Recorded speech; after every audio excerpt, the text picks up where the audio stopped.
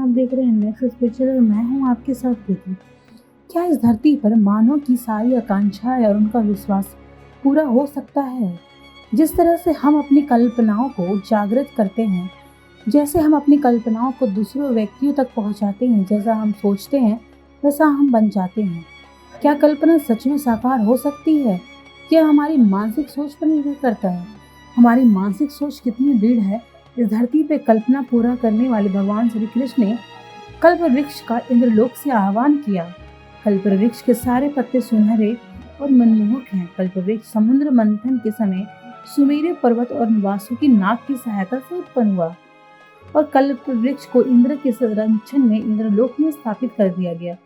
ये कल्प वृक्ष उसी तरह से है जिस तरह से हम अपने मन में कल्पना करते हैं, उन कल्पनाओं को साकार करने के लिए।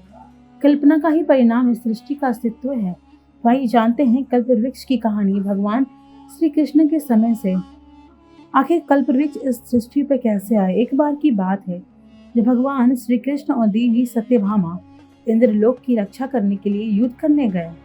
इंद्रलोक की रक्षा के लिए वह युद्ध बहुत लंबा चला। उस राक्षस ने इंद्रलोक पर आक्रमण किया था। उस राक्षस ने देवों की माता अदिति के कुंडल चुरा लिए थे।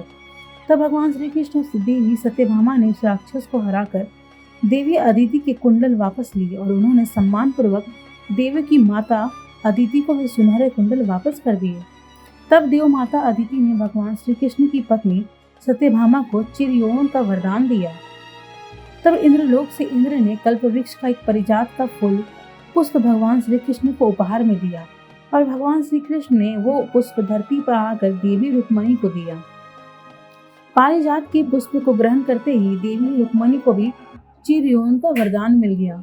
इस बात पर देवी सत्यभामा ने क्रोधित होकर भगवान श्री कृष्ण से पारिजात का वृक्ष लाने के लिए मांग की।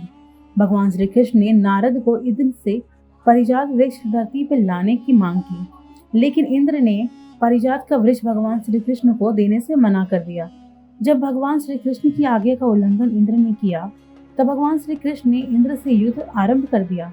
उस युद्ध में भगवान श्री कृष्ण ने सुदर्शन चक्र इंद्र की ओर चलाया। तब देव की माता अदिति ने आकर इंद्र को भगवान श्री कृष्ण से बचाया और उन्होंने इंद्र को पारिजात का वृक्ष भगवान श्री कृष्ण को देने के लिए कहा। देव माता अदिति ने भगवान श्री कृष्ण से व्रत पूर्ण होने के बाद वृक्ष को धरती लोक से वापस लाने का आग्रह किया और इस तरह से देवी सत्यभामा का वरदान सफल हुआ और उस कल्प वृक्ष के पुष्प से नए वृक्षों का निर्माण हुआ। तभी से धरती लोक पे पारिजात वृक्ष है और वो निवास करता है।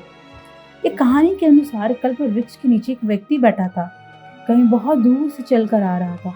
वो बहुत ही ज्यादा थक गया था। वो कल्प वृक्ष के नीचे आराम कर रहा था। उसने वहां पर अपने मन में कल्पना की कि मुझे सोने के लिए सुंदर और आलीशान बिस्तर की आवश्यकता है। जैसे ही उसने मन में अपनी कल्पना की, तुरंत ही उस कल्प वृक्ष ने उसके लिए एक नया बिस्तर प्रदान कर दिया।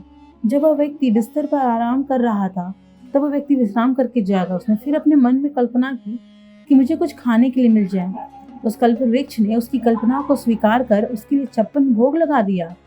तो उसने अपनी भूख शांत की। अपनी भूख शांत करने के पश्चात ही उसके मन में कल्पना आए कि क्या मुझे कुछ पीने के लिए मिल सकता है। कल्पना करते ही उसके सामने देवलोक से अप्सराएं उतरी।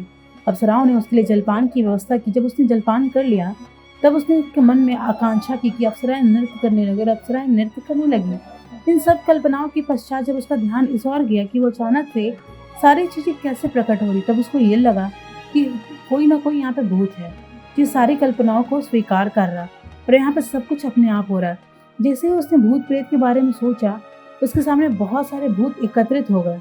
अब जब उसके सामने भूत आ गए, भय के कारण व्यक्ति ने मन पे कल्पना की कहीं मुझे भूत खा न जाए।